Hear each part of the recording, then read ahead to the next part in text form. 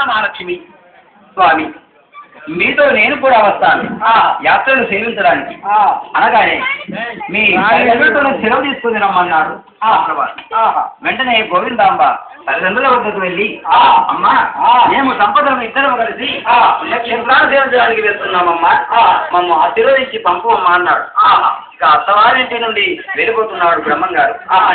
అప్పుడు ఆ తల్లిదండ్రులు అక్కడ ఉన్న మరి తోటి ముత్తైదువులు అందరూ ఆమెను దగ్గరగా తీసుకొని అమ్మ గోవింద అత్తవారింటికి వెళ్ళిపోతున్నావా? అమ్మా మీరు దేశాటనకై పరిగెలరా తల్లి